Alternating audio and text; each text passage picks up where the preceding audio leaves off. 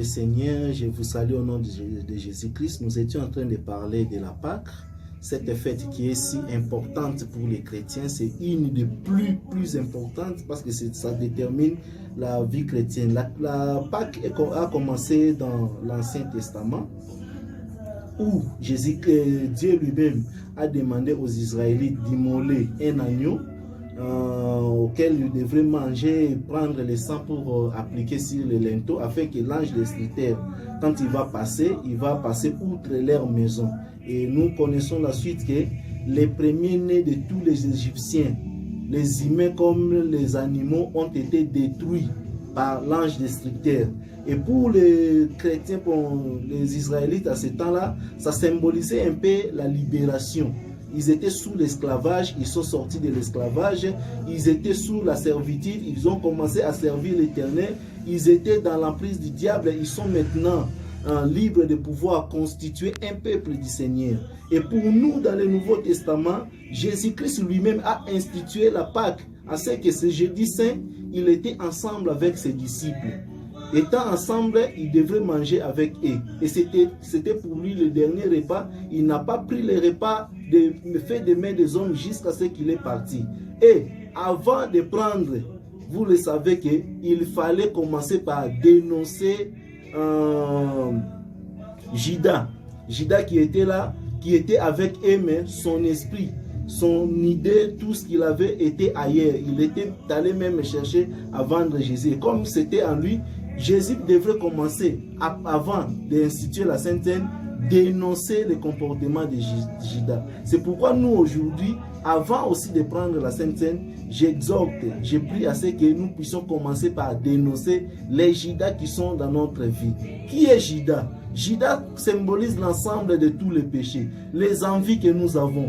Tout ce que nous avons comme envie du monde, nous devons le mettre à l'écart. Nous devons confesser notre péché. Nous ne pouvons pas entrer en contact avec la Sainte Seine, avec la Pâque, tout en ayant Judas encore avec nous.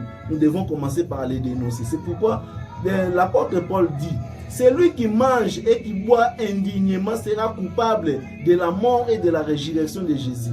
Il y a beaucoup d'infirmes parmi nous. Il y a des malades avec des maladies incurables et d'autres sont même morts. Pourquoi? Parce qu'ils sont en train de prendre cette Pâque de manière indigne. Nous devons nous débarrasser de Judas. Le débarrassement de Judas passe par la confession sincère des péchés. Nous devons reconnaître que nous sommes pécheurs, nous regrettons de ces péchés et nous demandons que Dieu puisse nous pardonner. Il est juste et fidèle en ces temps de grâce pour pouvoir nous pardonner. Et si et seulement si nous sommes pardonnés, c'est à cela que nous allons participer à la scène du Seigneur, à la scène de notre Seigneur, et nous allons manger la Pâque, nous allons manger la Sainte Seine avec lui pour annoncer. Pourquoi? Parce que nous sommes chrétiens, nous devons être capables et prêts à annoncer la mort de Jésus jusqu'à ce qu'il revienne. C'est ça un peu la nécessité de la Pâque.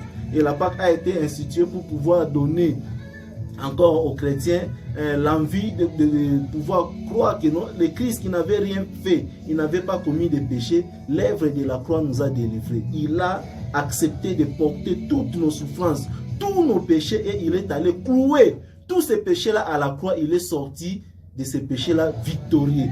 Il a cloué et a laissé tout à la croix.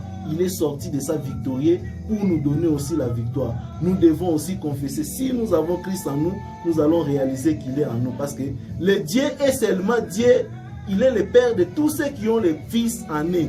Si vous n'avez pas le Fils en vous, le Fils c'est Jésus-Christ. Si Jésus n'est pas en vous, ne vous vantez pas d'être le Fils de Dieu. Parce qu'il n'est le Père que de ceux qui ont le Fils en eux.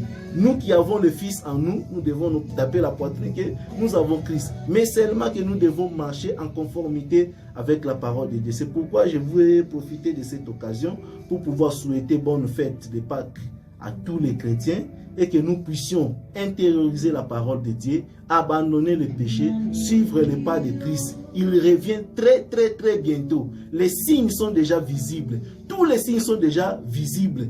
Alors nous devons abandonner le péché, abandonner les mauvaises voies, abandonner l'envie personnelle, l'envie du monde pour pouvoir suivre la croix. Au nom de Jésus-Christ. Amen.